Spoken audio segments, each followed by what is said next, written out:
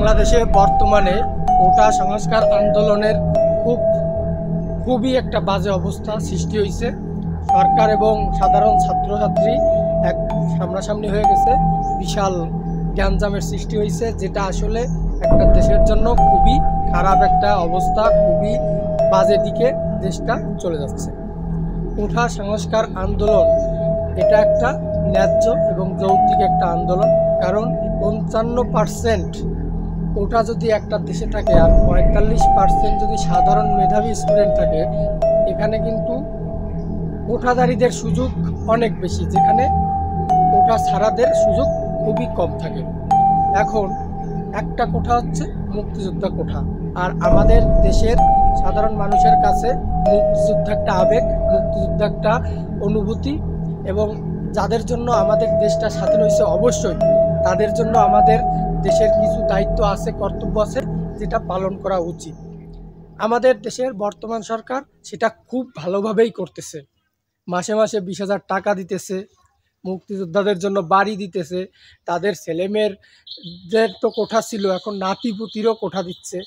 এখন আমার কথা হচ্ছে, এই কোঠা, এই বাড়ি, এই মাসে মাসে 20,000 টাকার লোভে কিছু এই দুর্নীতিবাজগ্রস্ত লোক, যাদের অনেক টাকা আছে, তারা 5 লাখ 10 লাখ টাকা খরচ করে মুক্তিযোদ্ধা হয়েছে, ভুয়া মুক্তিযোদ্ধা। মনে করেন জন্ম মুক্তিযোদ্ধার থেকেও 2-3 বছর পরে হয়েছে। মুক্তিযুদ্ধের সময় বয়স ছিল 1 বছর, 2 বছর, 5 বছর। মুক্তিযুদ্ধের সাথে দূর দূরান্ত থেকে কোনো সম্পর্ক নাই, অথবা বাপ ছিল রাজাকারের বড় লিডার, তারা টাকা খেয়ে মুক্তিযুদ্ধ হয়েছে। তারা আর বাংলাদেশের এমন কোনো অফিসার নাই যে দুর্নীতিগ্রস্ত না। যদি কেউ কয় যে আমি বিন্দুমাত্র দুর্নীতি করি নাই, আমি একদম তুলসী পাতায় ধোয়া, এটা কেউ বিশ্বাস করবে না, সম্পূর্ণ মিথ্যা কথা। এমন কোনো সরকারি কর্মকর্তা নাই, এমন কোনো উচ্চপদস্থ কর্মকর্তা নাই যারা ঘুষ না খায়। আর এই চুদির ভাইরা যখন চাকরিতে যায়, তখন এরাও ঘুষ দিয়া চাকরি করে, এবং যে টাকা উঠানোর জন্য তারাও ঘুষ খায়। আর একবার ঘুষ খাইয়া লোভ হয়ে যায়, এরপরে ঘুষ না খেয়ে থাকতে পারে না।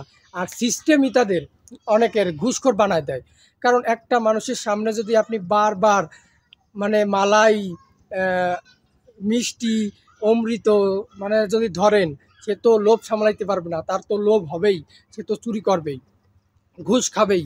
এখন এইরকম সিস্টেমে যারা মুক্তিযোদ্ধার ওই সময় নাম নিছে বা মুক্তিযোদ্ধার সার্টিফিকেট দিছে, এরা দুর্নীতি করে, আর কিছু অসাধু ব্যক্তি যারা টাকা পয়সা দিয়ে মুক্তিযোদ্ধা হয়েছে, তাদের মুক্তিযোদ্ধা হওয়ার পিছনে 3-4টি কারণ ছিল। এক, তাদের ছেলেপেলে, তাদের নাতিপুতি সরকারি চাকরি পাবে, কোটা পাবে, এই জন্য তখন চাকরিতে 10 লাখ না দিয়া এখন তারা 5 লাখ ইনভেস্ট করে মুক্তিযুদ্ধ হয়ে গেছে, একদম নিশ্চিতভাবে তারা সরকারি চাকরি পেয়ে যাবে। এরপরে প্রতি মাসে 20,000 টাকা, এটা তো আছেই।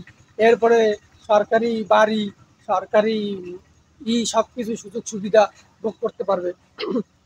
এখন সরকারের কোটা সংস্কার এই জন্য জরুরি, আর তার থেকে বড় জরুরি এই ভুয়া মুক্তিযোদ্ধা কারা, যারা রাজাকার ছিল বাপ দাদা, তারাও মুক্তিযুদ্ধ হয়েছে, এই মুক্তিযুদ্ধগুলোকে খুঁজে বের করে, এবং এই কোঠায় ভুয়া মুক্তিযোদ্ধার কোঠা ইউজ করে যারা মুক্তিযোদ্ধার নাম ভাঙাইয়া সরকারি চাকরি করে, তাদেরকে অবশ্যই খুঁজে বের করে চাকরি থেকে বহিষ্কার করতে হবে। এই জিনিসটাও আন্দোলনের সাথে সম্পৃক্ত হওয়া জরুরি, কারণ আমি অনেকেই দেখছি, অনেক আছে ভুয়া মুক্তিযোদ্ধা।